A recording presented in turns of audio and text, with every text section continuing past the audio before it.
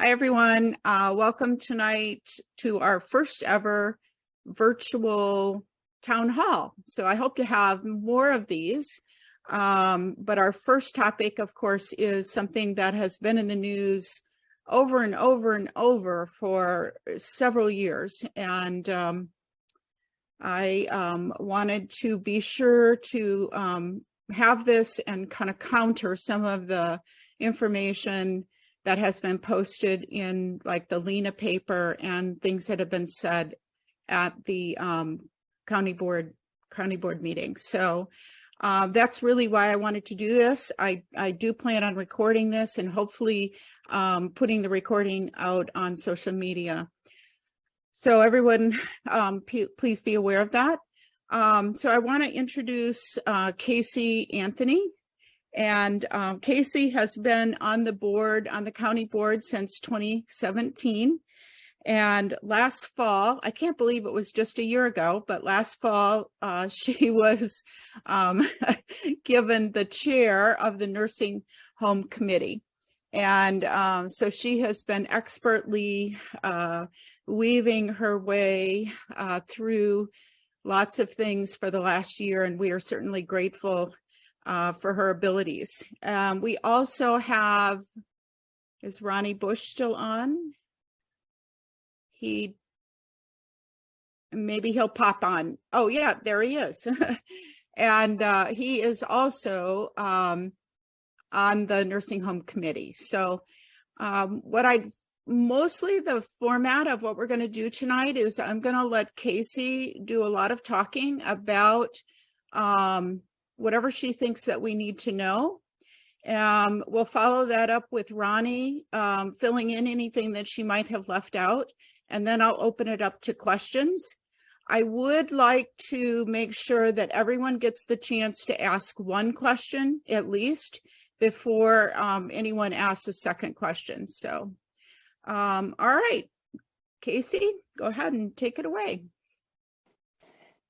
First off, Jody, I want to thank you for organizing this. I think it's a great idea to get the information out there for people who are interested in knowing kind of what's going on, because it is very confusing when there's so many things out there, either on social media or in papers that only get one side of the story, different things like that. And so, I have heavily relied on our management company because they're the experts in the field. That's why the board hired them. And so all the information that I'm presenting tonight has come from our management company. It is not my opinion. It's not, something that I got from another board member. It's either coming from our management company or from our nursing home administrator. So the experts in the field who are giving the factual information on Walnut Acres or Stephenson Nursing Center. So I wanted to be clear about that to start out. I also think it's important to remember that we've only hired this management company in the middle of the year. And so they haven't even had half of a year to implement some of the things that they've talked about in their contract. And even with that, there's so many things, which I'll talk about in a little bit, that they've done to improve the functioning, efficiencies, and care out at the nursing home. And a lot of those things don't get talked about because, unfortunately, the main focus on the board is just the financial situation, which even if you just focus on the financial situation, is in a substantially better place than it was a year ago. But still, because the focus is only on the bottom line, that continues to be the focus that the board, the treasurer, the finance director, that's kind of what everyone focuses on, as opposed to what we're looking forward to for the care that we continue to serve the residents of Stephenson County that we've been doing for a significant amount of time. And so I'm just going to go through, first, I'm going to highlight some of the things that have happened since we've had our nursing home administrator come, Shannon Harris, and then our management company, Transitional Care Management. So that's how I'm going to start, is go over some of those highlights of what they've done and explain them just a little bit. First of all, if people have been following the home, Transitional Care Management came And it was tough to get them approved through the board. It was a month, like several months of a process to get them approved. And so they could have been doing these things, and we'd probably be in a better financial situation if we approved them the month that they were presented to the board. But unfortunately, that didn't happen. And in the meantime, they were so committed to Stephenson County that they did stuff for us for $10 or $100, like a ridiculously low fee to provide us services to help us, kind of survive the situation that we were in. And if you continue to talk to them today, they are so committed to maintaining a county home because there's just so many benefits to it. Not only just benefits from like the state to support county nursing homes, because there's very few of us left, but also just what the county nursing homes are able to provide to citizens that can't afford something else. So just the mission itself is what they're committed to. But so a couple things that they did even before they were hired full on as a management company is they found us a local qualified administrator. The nursing home, or I'm sorry, the Stephenson County, we had gone through and we had attempted to use a recruiting company to find an administrator. We found lots of interim administrators, and we had hired one of them who kind of got us through the hump. But interim administrators can't do everything that a full-time local administrator can do. And Transitional Care Management found one within a month. I even asked Ms. Harris if she had ever seen any of the recruitment or the information that was put out by our recruiting agency, and she hadn't. And she lives, I think, 20 miles away, something like that. And so that was telling to me that our recruiting company just wasn't really doing a sufficient job in finding an administrator that would work at Walnut Acres. And so Transitional Care Management found that, presented, and they interviewed more than just one person, mind you, but they went through and they interviewed and then brought forth Shannon Harris. And so we hired Shannon, and now we have someone who's local, which is always beneficial when you're talking about Stephenson County, because it's hard to find people to move to the area. So finding someone who was already here was very, very beneficial. And that was, I think, a $10 contract. They did that for $10. Another thing that they did is during the process where we had an interim administrator, we received a significant fine from HFS or OIG, the Office of Inspector General, for an audit that happened in 2012. And, that the state just took that long to get it to us. And it was a very, very significant fine. And TCM worked with HFS and the OIG to reduce that fine very, very drastically, so it could become more manageable for us to be able to pay off. Again, something that they did before they were fully hired, and for a very, very minimal cost. I believe, again, $10 is what they did that for. So the commitment that this management company has to us is very, very substantial. They also did a clinical review for us. That was the $100 contract that we had with them. So they went through and reviewed all of the clinical practices that we do and gave us suggestions on what we could do to improve the clinical care that we give to the nursing home. So again, all of this was done before they were even fully hired as a management company. So those are things that they did beforehand. And since coming in, Transitional Care Management, now we were behind in billing. So when I started as the chair of the nursing home, and I had not been on this committee before, so when I stepped onto the committee, I followed it, but I wasn't on it. I was chair the minute I stepped on the committee. And we had an issue with our business department. They had all kind of left, and the business department was the one who bills insurance companies. And so at that time, there was a suggestion from FHN to hire this company called Excalibur, because that's who does the billing for FHN. And so we thought they were interviewed. Again, this was before I was chair. And I came in and was told that this was a recommended company from FHN and that we should hire them.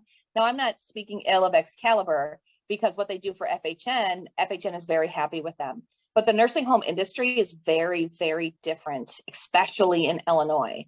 And so there was just things that they weren't knowledgeable enough about. And so there was a lot of billing that didn't occur during the time frame that they were hired. They did some of it, but they're just a little kind of idiosyncrasies that occur within Illinois. They were still trying to learn it, and things just weren't happening on a pace that we needed it to. And so transitional care management, even during the interview process, came in and told us, like, well, Excalibur is not doing A, B, and C. Like, they just don't understand the process. And so they came in, and instantly they had kind of a handle on, that's what they do. That's their specialty. And so they came in, and now Medicaid is 100% caught up for back billing for what we could. There's some that you can only bill for services, like back bill for services for a certain amount of time. So they went through and 100% for Medicaid, got all of that submitted that they could. They're in the process of doing that for Medicare. It took us a little bit longer with Medicare because for some reason we didn't have the qualifications to apply for Medicaid. I'm not sure how that even happened. Again, this is why a management company was so important to get in. And so we're billing for Medicare on a consistent basis, and they're going through and back billing. This is taking a little bit longer because the process, you can only bill for a certain batch before you can bill for another batch that gets approved before you can bill for another batch. And so they're working through that. And private pay, which was a nightmare. I think they said there's 2 accounts that they're still working through with the families, but the rest of it, they've gotten all up to date. There was families complaining about not getting bills, which is unfortunate. I apologize. I have lots of animals in my house, so if you hear them, that's what's going on.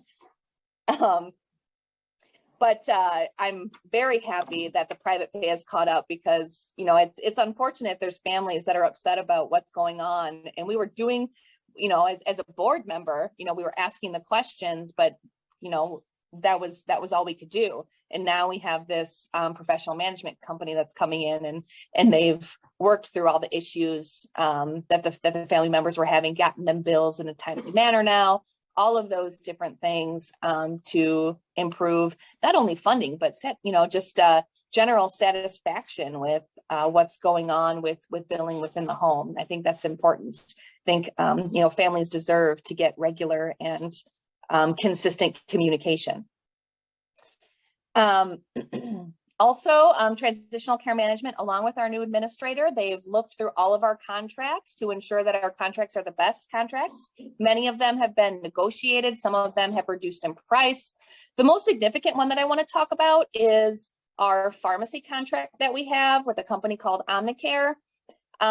We are still using Omnicare, but it was renegotiated. The price was reduced, and there was all kinds of other things that were done, but the most significant thing that happened was instead of using Omnicare in one city, we moved it to another city because the other city had an option for having a vending machine pharmacy. And so that's been implemented at Stephenson Nursing Center now, where there is a vending machine that can provide medication. So when someone comes in, they could be an admission into the nursing home at 8 o'clock at night, and they're going to get their medications, where before they would have to, drive them out and they might not get them that night or whatever the case is. I spoke to, there's one of the doctors, local doctors through FHN, Dr. Miller. He's one that is the most prominent doctor that visits all the patients out at Walnut Acres. He said that has made the world of difference. There's been so many issues that have been resolved just because patients have their medications that they're prescribed right away. And so even just that relationship between the doctor that we work with and the patients and their families and being able to provide that care, I think is super important as well.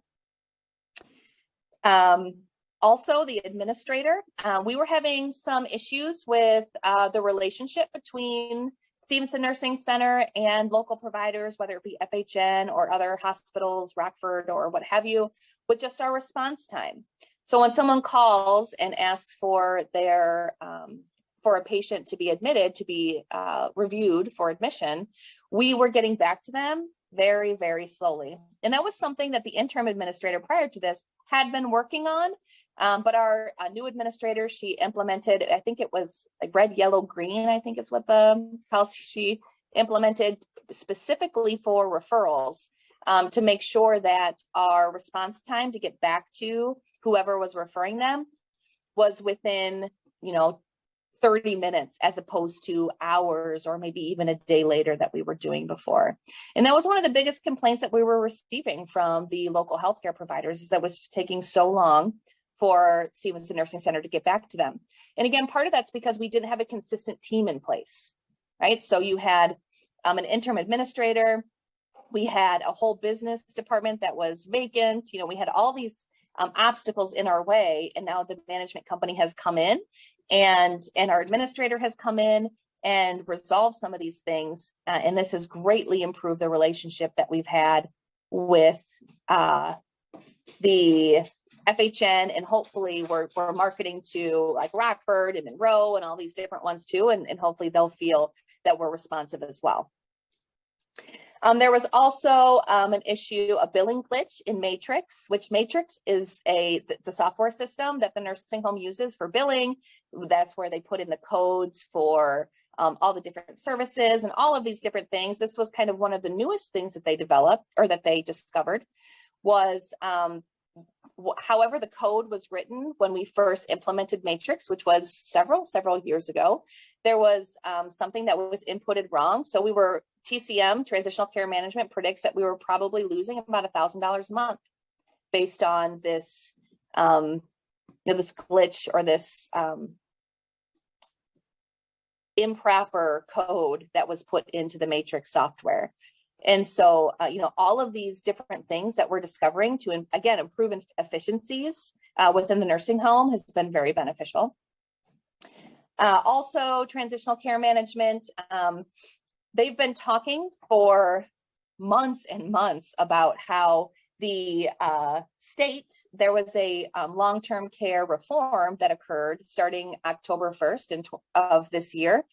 And there was supposed to be a added benefit to not only nursing homes across the board, but one specifically that catered to Medicaid patients, as well as county-owned nursing homes.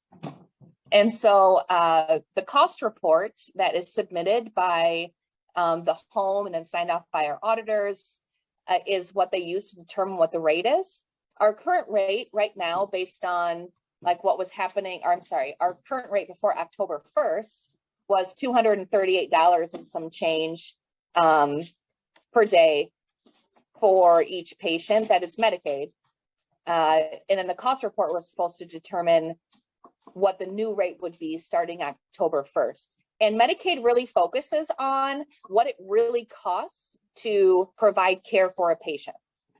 So that's why they use the cost report, because they want to be able to supplement the nursing home to be able to provide and all of the funding for the care, for the cost of the care that there is.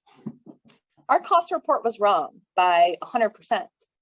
And so, it was doubled. And so when we first got our rate, it came out as, I think, $201, I believe. And Transitional Care Managers couldn't believe that was impossible.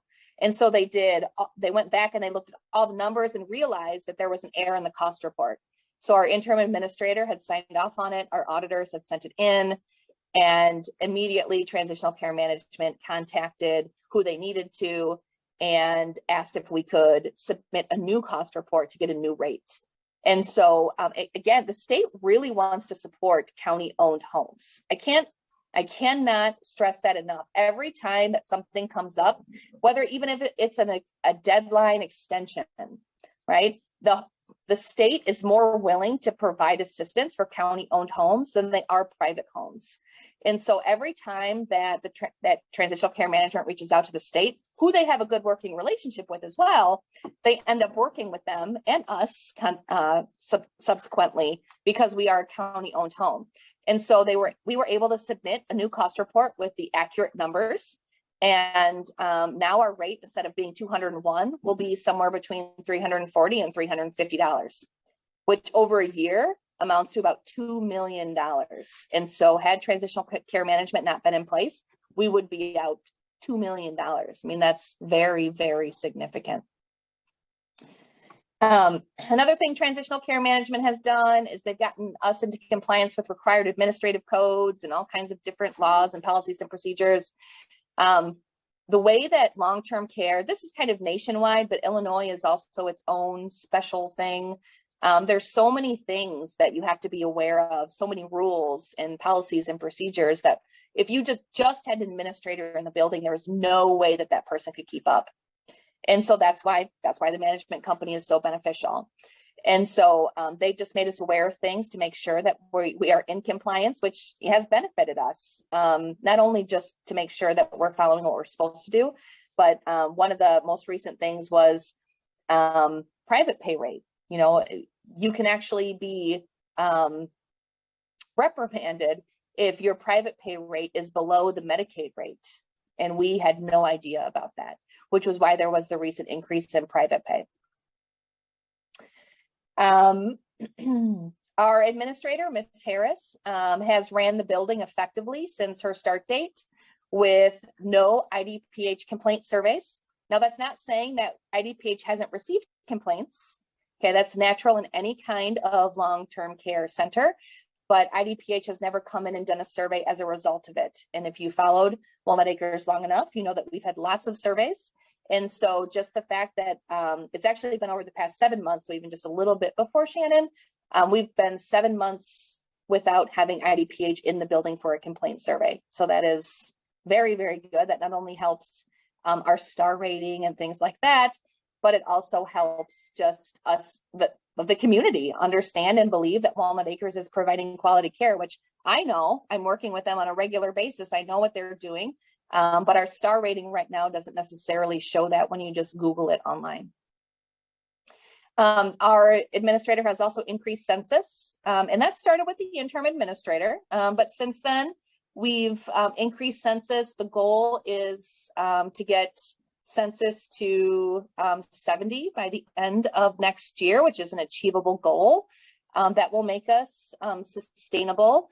We've been up in up towards 60. We've been close to that.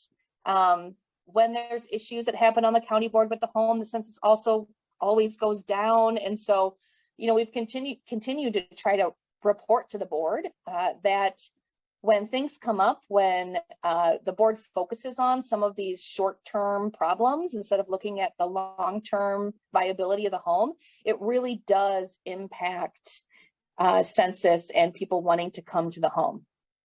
But certainly they've done a lot with working with the developing relationships with all the local hospitals, with the doctors, with different things like that to get the census increased, which is, you have to, right? Like you have to get people in the building to be able to be financially sustainable.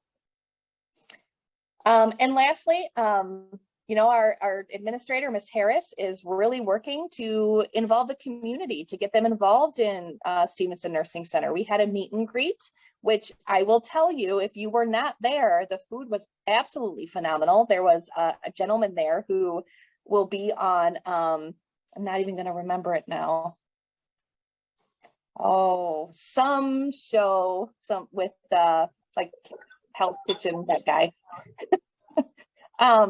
But I mean, the food was absolutely phenomenal. And so at that point, they got to meet Ms. Harris, they got to meet the Transitional Care Management team, they got to meet like the DON, the infection control nurse, the activities director, all of the different department heads, and have the ability to ask questions. What's really going on out there? That's certainly something that I know that they're willing to do again, because we really do want to show the community that Walnut Acres is here for them. And so any questions or concerns that they have, they are more than willing, the kind of the open door policy to be able to ask those things. And then most recently, last night we had the trunk or treat, which I was there for the first hour of it. And there were so many people that came through, so many cute little kids in costumes. And so just really getting involved in the community and showing that Stephenson Nursing Center is part of the community. And so our administrator is really working on developing that relationship and that image within the community. And so those are the highlights. There's certainly more things that have been done, but those are the highlights of what has been going on. Lastly, I do want to report, because the financial situation, I'm not going to spend a lot of time on this, but the financial situation at Walnut Acres, because it's always the hot topic, despite everything. And yes, there are moments where when claims are due, we can't pay them the minute they're due, but they always get paid. Our interfund loan has been paid. But even with all of that, even with some weeks there being a slight deficit, by the end of this fiscal year, we are still projected to have a profit of $141,535.84. So, I mean, and that hasn't happened in a really long time where Walnut Acres has had a profit. There was one, I think 2020 we did, but that was because ARPA gave us like millions of dollars. So we can't necessarily look at that as viable for future. But even with this, you know, looking at that, that's with including paying off the interfund loan, that includes paying all of the claims, all of payroll, all of that by the end of the year. So we should start fiscal year 23 in the positive. And I think that's the focus that needs to happen. And that's what both the administrator and transitional care management keep focusing on is, you know, we look at these short-term problems instead of looking at long-term, you know, if we look at it from a financial perspective, it's called accrual accounting, right? As opposed to just money in the bank. Stephenson County has money to be able to support Walnut Acres. They have, you know, these unrestricted funds that they keep talking about, but it's just money that wasn't pulled into the budget. It doesn't mean that it can't be pulled into the budget or it couldn't be used in emergency purposes. There's all of these options. If there was ever something that needed to be pulled in. However, we keep hearing that Walnut Acres eventually will end up, we won't have all of these short-term problems, right? If we continue to build census, we won't be coming to the board every month and going, okay, well, now we have claims and we can't pay them today, but we'll pay them by, in this instance, November 11th is what the projection is. So it's not like we're too far off. We're just trying to get over this hump before, you know, we're trying to get over this hump while we look towards the future and the success of Walnut Acres. Thank you, Casey. That was awesome. Can you talk a little bit about the most recent controversy with the CNA raises? Oh, so yes. So there's a program that the state is funding for CNAs, and the reasoning behind it is CNAs do a really tough job, and it's hard to get people, you know, recruiting them for those positions because they just don't make a wage that is sustainable. And so what the state came up with, among other things, in this nursing home reform, this was just a very small component of it, but part of it was supplementing or giving a incentive to nursing homes to be able to opt in to increase the wages of CNAs. So this goes into the amount of years you've had your CNA license. And so based on, it's not how many years you've been in a particular home, it's just how many years you've had your license. So based on that, you could get anywhere from $1.50 to $6.50 raise additional to your wages. And for the CNAs out at Walnut Acres, the vast majority of them have had their CNA license for the over 5 years, which would result in them having a $6.50 wage increase. That is life-changing. You know, that's not, I was disappointed with some of the board's comments with how, you know, it just didn't seem like that was a lot. You know, when you're talking about maybe $15 an hour versus an additional $6.50 an hour, that is very, very substantial when you're talking about raising a family and being able to support different things. And so what happens is the state would reimburse the county for the amount of Medicaid beds that you have in your facility. So if you had 70, right now, Walnut Acres has about 70% of their beds filled with Medicaid recipients. And so immediately when they start reimbursing, there is a several month lag, but the reimbursement would come at 70%. And so we would receive a reimbursement based on that.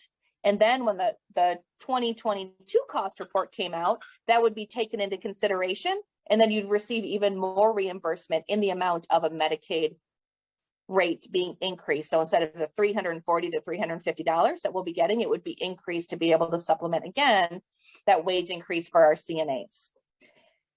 So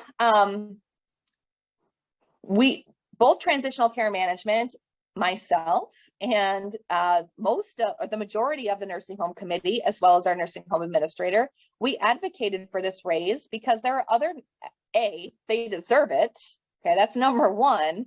But then also there's other nursing homes that have already opted into it. So if you just simply look at it from a business standpoint, if I'm working at Walnut Acres, and I love the place, but there's some place that's going to be giving me $6.50 more of a raise, it would be hard to say no, right?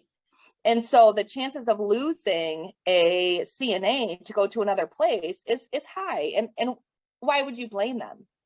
And so looking at those factors, if we lose CNAs and have to hire more agency CNAs, that like the travel agency CNAs, it actually costs more. It costs more to the county to pay for those agency CNAs because there's no reimbursement that comes with it. And the agencies pay their CNAs a lot more. And so, I mean, it's just an added increase in anyways. But then there's also this entirely other component because the nursing home has a union. And within the union contract that we just signed at the beginning of this year in 2022, there was a wage reopener within the first year. And so that was negotiated within the contract. And so there is this, we're going to have to renegotiate wages anyway. So instead of doing it as a CNA opt-in that we're going to get reimbursed for, now we're going to have to do a wage reopener and discuss wages again with increases with absolutely no reimbursement, which makes absolutely no sense why we didn't go with the program that was going to reimburse us. Can you repeat again the figure that is projected to be on your balance sheet at the end of the year? $141,535.84. And do you think that we will ever be able to get the VA? Is it to be qualified to get VA? What is that called? When the VA contract, that is always on our minds. It's brought up a lot. We need to be at least a 3-star before we approach them again.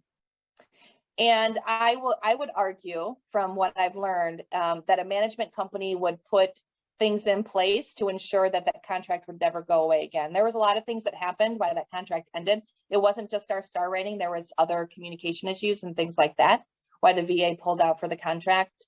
And having a management company in place would definitely kind of resolve some of that stuff, but we do need to be at least a 3-star before that occurs.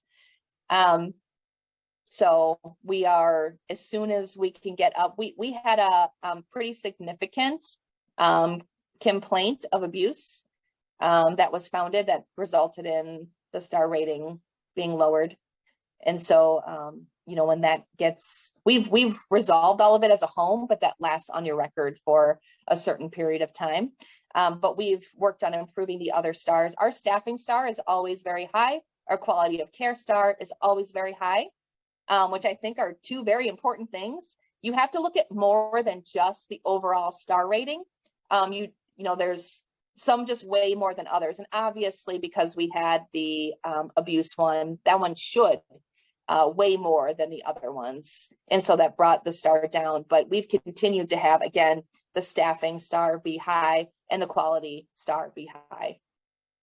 So the other question is how did the nursing home get a solar field?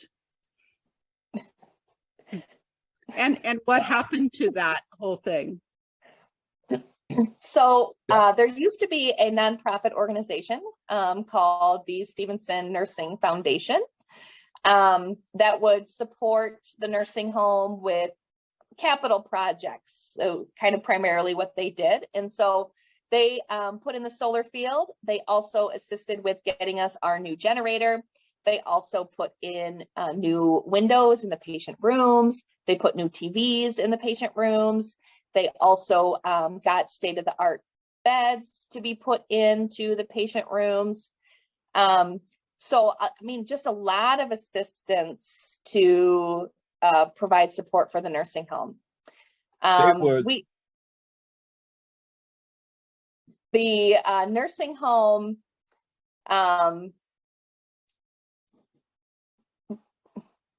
the board, I'm sorry, let me take a step back. The Nursing Center Foundation really wanted a commitment from the board to not sell. They'd asked for that because, again, I mean, I've talked kind of briefly, but the effects about what happens when the county talks about the sale of the nursing home, there's just, it doesn't help the business financially. It doesn't help people want to come. It doesn't help the patients feel like comfortable. It doesn't help the employees feel comfortable. So all of those different things resulted in the foundation saying, hey, we want a commitment from the board. They wrote a resolution saying, you know, we want a commitment to be able to continue to support your organization. We want a commitment to, from the board, to not sell the home. That resolution did not pass. And so the foundation stepped back and said, you know, we're going to support other nonprofits in the area as opposed to solely just the nursing home. Now the nursing home can still apply for that funding, but it's not, it'll be dispersed among other organizations that also apply for that grant funding. So to answer your question, Jody, the solar field was put in place by the foundation to be able to support the nursing home. And, you know, I mean, our electricity bill has gone down greatly, which has certainly helped. And they just pulled out within the last year. Is that what I remember? Correct. Yeah, they did that within the first couple months of me becoming chair. They've been supportive of a management company for a very long time, and they were actually advocating that for some time. And so, you know, hopefully, I know that our administrator and our management company have spoken to the foundation, but I'm hoping that the foundation is at least happy that we have a management company in place now, because again, like that's how I kind of got on that route, is within talking to them and the benefits of having a management company.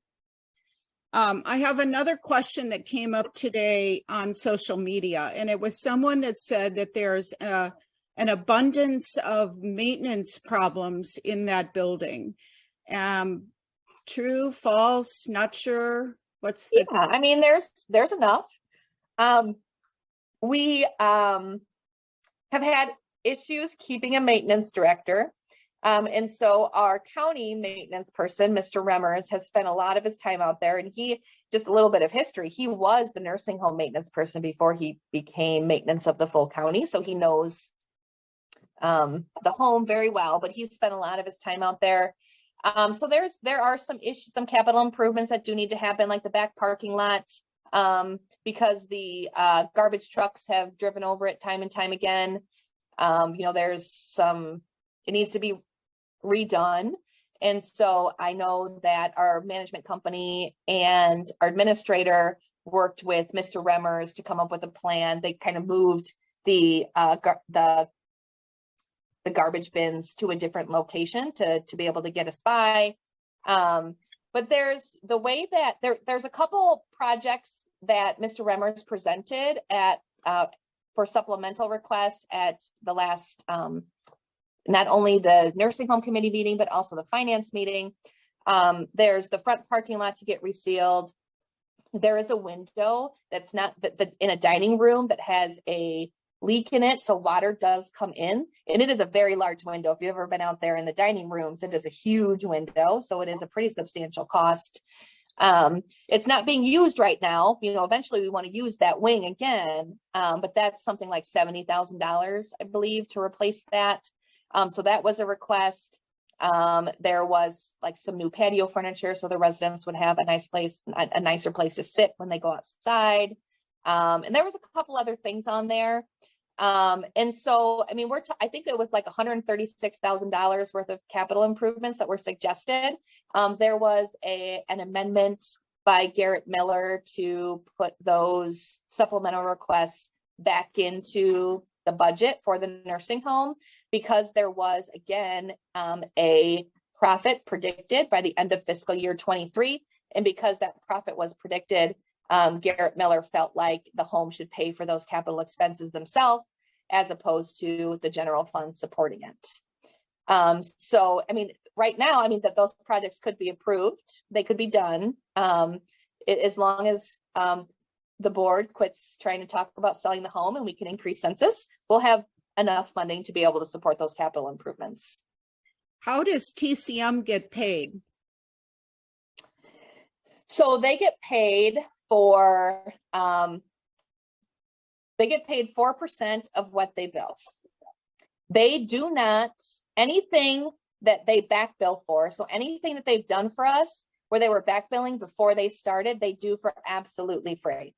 So it's just from the day they started to, you know, what they're doing now, they bill for, or they bill for 4% of total reimbursements or claims that they bill for. But they certainly have not billed like they should. Right now, I think they've only billed for July and August. We have received no other bills for them, and they've been waited to do that until this claims process. For the CNA wage increase, they also volunteered to not submit their billing for September, October, November, and December to be able to support that CNA wage increase. So again, like, I can't stress enough how committed both Ms. Harris and Transitional Care Management are to the success of this home. I mean, they are making decisions that, you know, their sole focus is the success and the future of Walnut Acres. Thank you, Casey. I'm going to ask Ronnie Bush, who's also on the nursing home committee, to fill in anything that Casey might have left out. I think you've been on Casey pretty much filled it all in. I would just say that with the management company and Ms. Harris on board now, I feel very confident that we could turn this nursing home around. And you know, regardless all the rhetoric and everything else that you're getting from the board, I still think that we'll be able to turn this thing around. And it really shows me that of all the criticism that they are receiving, they're not flinching. They're still moving ahead, you know. And so that tells me right there that they're gonna turn this thing around. And I was gonna make a comment Thursday night, but after I kept sitting there listening to so much, and more I was hearing, the more matter I was getting, that I figured that I better not say nothing. But I just figure, I look at it like this, that we just gotta keep pushing ahead, keep doing what we're doing, and make them look stupid. Because they're doing everything they can, trying to make nursing home look bad. And with TCM and Ms. Harris on board, we're gonna turn this thing around. So Ronnie, what is the controversy going forward that's going to happen in December? Because it is going to come up again because of the money that they borrowed from one of the interdepartmental loans. Is that correct? Yeah. And then also too, I don't know, Casey, we'd be able to go to opt back in with the pay for the CNA NAs too. Yeah, so we can opt in every quarter. And okay. So this will be on the agenda again in December, and perhaps there will be a different board to be able to vote for that. And that's another thing too, there'll be a different board, and hopefully that we could vote some of the people off the board to get a new board. And there is a trigger that if there isn't there a trigger where if you can't pay back that interdepartmental loan by the end of the year, that will trigger an RFP to sell it? Am I right on that? That was Garrett Miller. Yeah, Gary Miller had put that in there, but you know, I think the reason why we ended up voting for that because we had to, you know, we want to get that through. But I'm really confident that will not happen. That will not happen. I mean, I got that much faith in TCNM and Ms. Harris that it's just there. And then also too, it was explained to him before. It's gonna take a lot more to sell it than thinking they just gonna list it, and then that's what it's gonna be. It's a lot of process in that. But yeah. There's been a couple questions in the chat that I want to respond to. The first being about the foundation. It was called the Stephenson Nursing Center Foundation. They're changing their name. I'm not sure what they agreed to, but there are, there are 2 current county board members that are board members of that foundation, one being Charles Hilton and the other being Rebecca Quiggle. So those are 2 people that you can talk to get more information. I know that Robert Skurla was kind of like the president or whatever of the foundation. And so, you know, that's the contact for the foundation, but they're the 2 board members that are part of that are Rebecca Quiggle and Charles Hilton. And then there was a question about the reopener. Again, it happens every quarter. And so the next quarter to opt in, we would need to opt in by January 1st. And so that would come up again at the December meeting. However, in the meantime, the union is going to ask for their wage reopener that they were promised in the union contract that was signed at the beginning of this year. Okay. Could I comment on that? You know, they you know, others was complaining about other unions coming and gonna be upset and stuff like that. Really, if the other unions got it in their contract of a wage of being able to renegotiate on their wages, there's nothing they could do. There's nothing they could do because it's in our contract that we could open up for wage negotiation. To whereas other unions, if they don't have that in their contract, they cannot do nothing. They have to wait till a time when they go through their contract negotiation to be able to do that. But until then, so all that they were throwing at that union's gonna come and this, and let them come because there ain't nothing they can do. Thanks, Ronnie. At this time, there has been a lot of questions put in the chat. Is there anyone who has a question that still would like to ask them?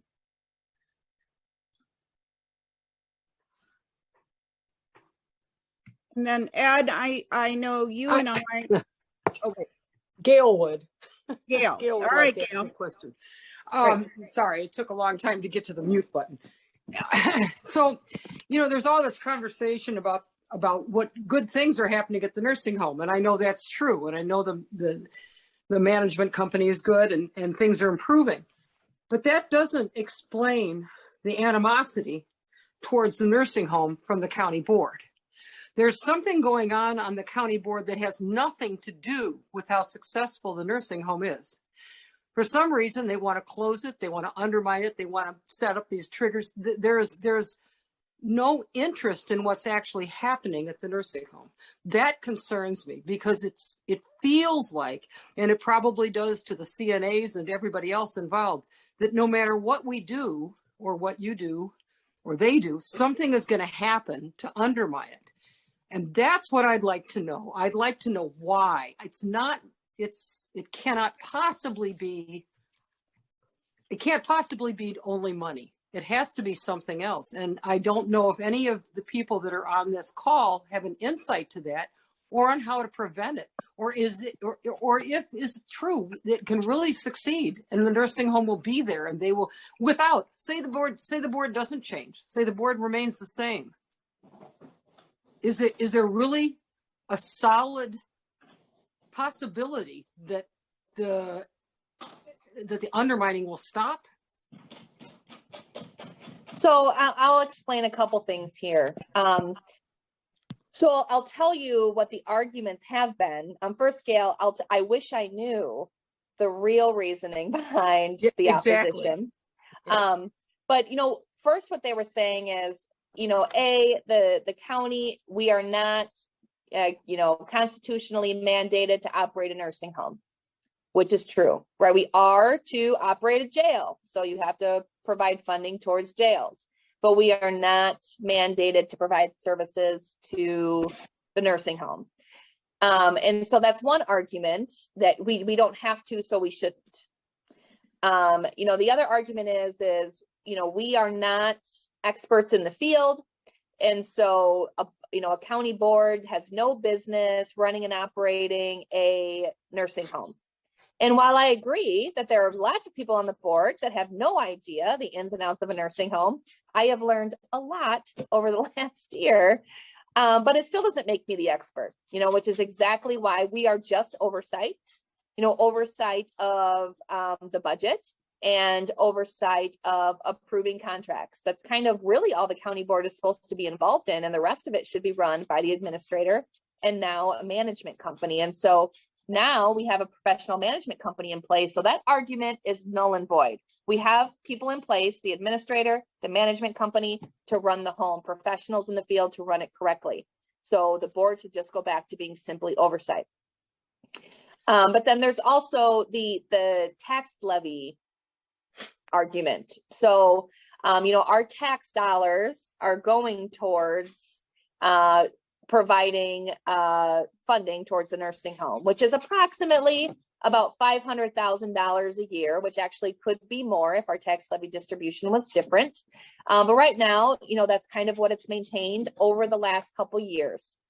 Now, if that tax levy goes away, that money does not go back into the general fund. That resolution that was passed provided funding only for that particular purpose. So if the nursing home was sold, that tax levy would continue until any financial obligations for the nursing home would be paid off. Then it would just disappear, right? It doesn't go back into the general fund. It doesn't go back to the county. Now it goes out of tax dollars. Like, you know, it wouldn't be coming out of my property taxes to go towards it, which if you kind of look at your tax bills, it's really not a lot. Of $500,000 distributed amongst the entire county is not a lot of money. And I'll remind you that this was voted on by referendum by the community. And so the community said, we want to provide that additional funding for the nursing home. So I don't understand that argument at all. I know that we tried to put this back on the ballot as far as a referendum goes for the nursing home. There was manipulation of tactics that occurred in the meeting where board members wanted it to be binding, but wouldn't make an amendment to make it binding. But, you know, just put on this display to show that, you know, well, no one wants to do anything about it, even you who put it forward. So it was just kind of like this ridiculous display that was put on because, you know, they're fearful that if it were binding, that the nursing home would, or that the community would say, yes, we want to keep it. And then they'd have to figure out how to keep it. Well, and I just want to follow up since I asked the question. That's what puzzles me. The nursing home is not something new. We know it's been there for well over 100 years. We know that the county board, their job is to care for the people in the county. The people voted to have a nursing home and to continue subsidizing it. And yet still they're trying to close it. That baffled. And like you said, I really would like to know the real reason they want to close it, because it can't be money. They know as well that they're not going to get that money back. So it baffles me. Anyway, thank you. So this is Allison. I've got a question and a comment.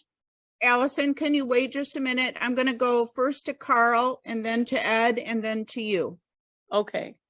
In response to Gail's question, and I think Casey's question, and I believe that the members of this board, being constituted the way they are, with the leadership that they have, especially in the financial area, they all believe that privatization is the best. They believe that no municipality or government organization should have anything to do with something that could be privatized. And I think the issue here is, I believe that is what Scott Helms and the people he's influencing on this board are thinking about. I think they're thinking about, you know, if we can just get rid of it and it could be privatized, it will be better. And we all know that that isn't what happens when you privatize organizations like this. Costs go up. All kinds of things go wrong. It doesn't make sense for this kind of an organization, but I believe in my heart that's what's behind all this. You also asked a question earlier, Carl, about the fact that do we really have to make a profit? Yeah, well, isn't it true that as a non-for-profit, Casey, all we need to do is break even, right? Correct. Yeah. Yeah. And if you had a different board, okay, so when Transitional Care Management first presented their information, they provided statistics, and I apologize, I don't have it in front of me right now, but they evaluated the nursing home's position over a 10 or 15 year time span. So if you look at it over that long of a time frame, it's not financially unsustainable. It's actually financially sustainable. There were good years and there were bad years, but if you average it out over that period of time, we're sustainable. And now that the state has really stepped in, I know that Mr. Filippo from Transitional Care Management has said this more than once, there is literally no reason a county-owned nursing home should lose money unless they're not billing. Yeah, and I guess that's why I think it's a philosophical position rather than a reason, a rational financial or whatever governmental issue. I don't believe it's that. I think it's what's in these guys' heads about what the right thing to do is. Right, and you're looking at a difference in values, right? So what is the mission of government? So that's where some of us disagree, right? My belief is it's to take care of the people however you do it, right? And so our community has committed to taking care of people. One of the ways is through Stephenson Nursing Center. And so supporting that to the best of our ability. And I'll be the first to say, if we were $25 million in debt, like Rock Island County was, we'd be having a different conversation, right? But that's not the case. Stephenson Nursing Center has, like I said, good years and bad years, but over the course of its life, you know, I mean, we've done well. And so there's no reason why.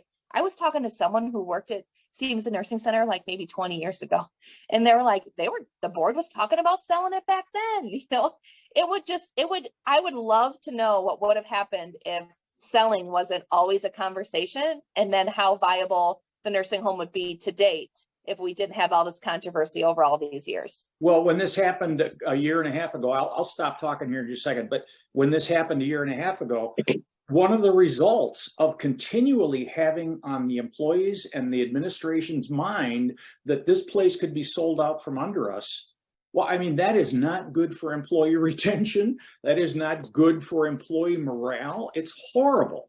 And I know it's been going on for decades here in Freeport. And that's all I'll say. Thanks. Okay, next, Ed Klein. Yeah, I will just second a lot of what has been just said. I was also told that for 20 years by a board member who's been on the board for 20 years that it's been on the, you know, it's always come up to sell the place. And then I would definitely agree that it is philosophical. I do not think it's got anything to do with anything, but certain people believe it's the best to privatize. And you can't, it's hard to fight that. You know, it's different in values. I believe government is to serve the people. I don't think it's You know, I think people need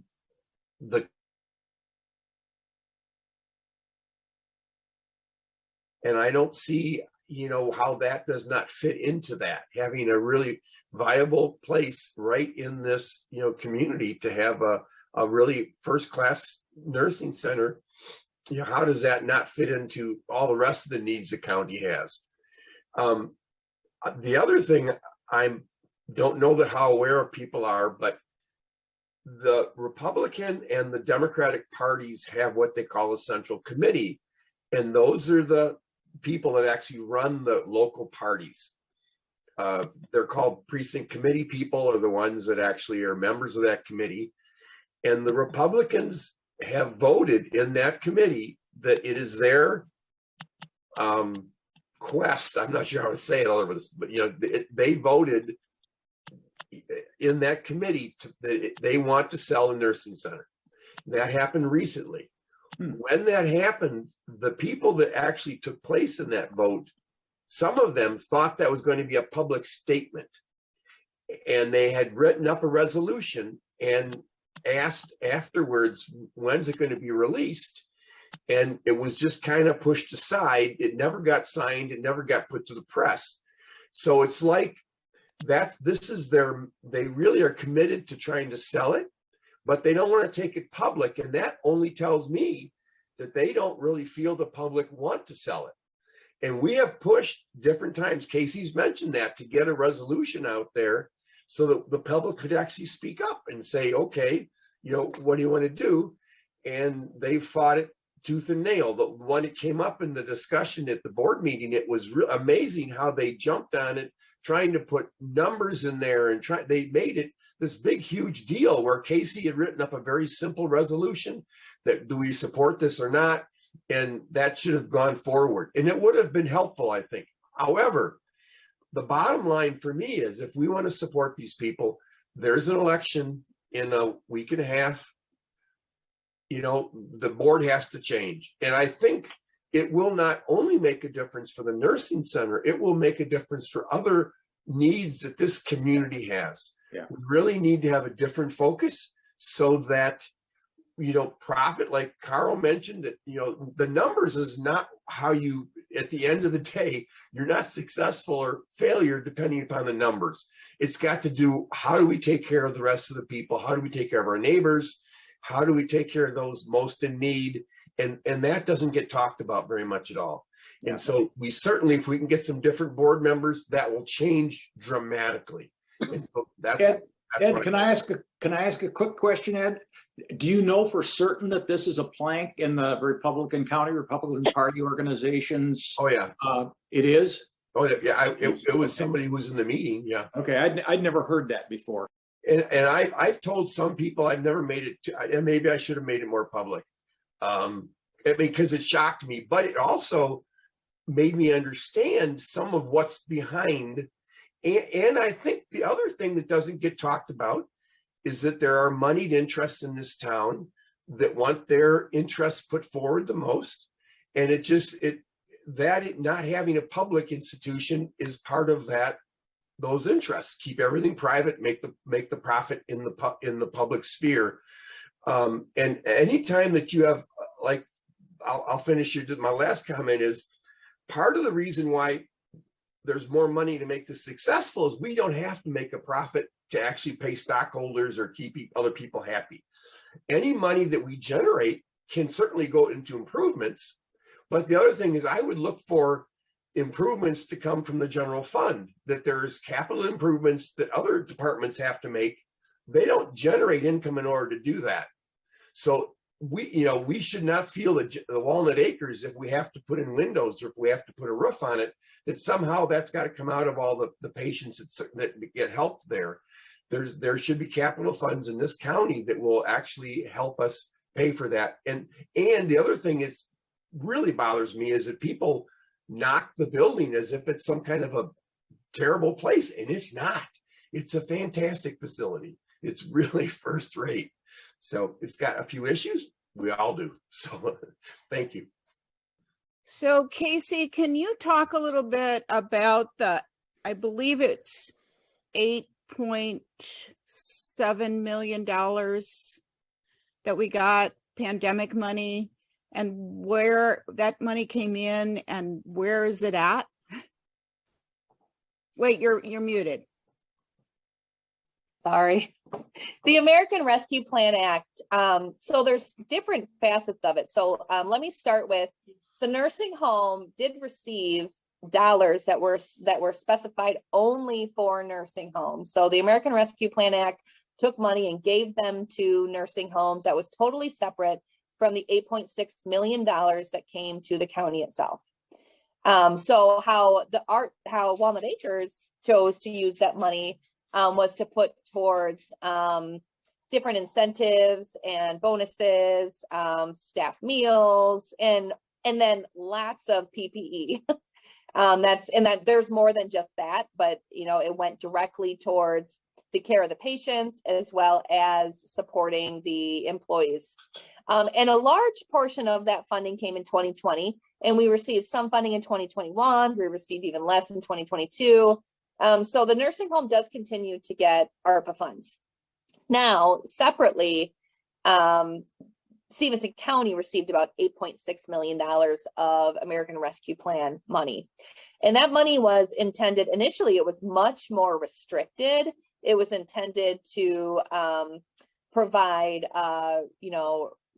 rescue funds towards, organizations that suffered from the pandemic. So let's say restaurants, because they were closed, would be an example. It was also meant to provide additional wages or kind of payroll support for essential employees.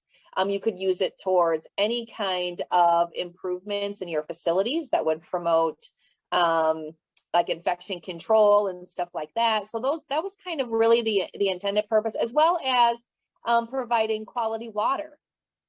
That was another thing. And so like if you had like pipes that were really old and lead was getting into your neighborhood, you could use those funds to provide more safe water.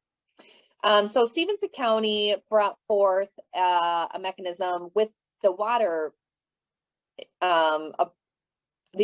approval that came from the initial ARPA funds to put out water to Mill Race Crossing. So any water lines would go from where they exist all the way up to Mill Race, and then provide water to any economic development that occurred out there. Economic development, I'm not even going to go into this, but economic development is greatly needed out at Mill Race. It's a property that we own. We have to do something with it, regardless of like the opinion on what it is and how it was bought and all of that stuff. But that was a huge chunk of the ARPA funds that were used towards that project. With that being said, there was still about $2 million left from it. And another substantial portion of it went towards license plate readers for the sheriff's department, for initially for like HVAC equipment for many of the properties that are regulated by the sheriff. So it was just this large kind of capital improvement project that was used, and there's still about $1.some million left. The argument from the county to not use ARPA funds towards the nursing home is that the nursing home does receive its own separate ARPA funds. And now we don't, like I said, that in 2022 we've gotten very minimal, but that's kind of been the initial argument from the get-go. But there's also, Sam Newton has done a great job of kind of bringing some of this to light, is that, there is no plan for ARPA funds. If you just simply Google what happens in other communities, some of them held town hall meetings and got community input on what to do with the ARPA funds. Others had full meetings developed specifically for talking about how they wanted to use those ARPA dollars. And we've had many different ideas on how to use those ARPA funds. Ronnie Bush had one of them that was to help supplement our restaurants who had the increase in their fees, and that went absolutely nowhere. And so when people tell you that, whenever an idea comes up, our finance director and finance chair take it into consideration. I would argue that that's not true. I mean, we've had many things that have come up that just aren't even considered, like supplementing the restaurants. We've talked about wage increases being something that we should look into for our employees. Stephenson County is way behind in wages compared to other counties. We've talked about, you know, being able to support the nursing home more in its time of need. And again, none of those get looked into in this spreadsheet that's presented by our finance director. Do you have a last comment, Casey? Yeah, I just wanted to reiterate, I want to thank everyone who joined in tonight. And honestly, Jody's going to talk about things you can do as far as campaign goes, but the best thing you can do is continue to be educated and share the information that you learned tonight to be able to combat some of this misinformation. Because the people who are opposed with this will paint a picture that is totally not the truth. And then it gets other people to believe that Walnut Acres is inevitably going to fail. And so, you know, email me, call me, do whatever. If you have any questions, if you forget what you heard tonight and need clarification, please do so, because the most important power you have is knowledge to be able to share.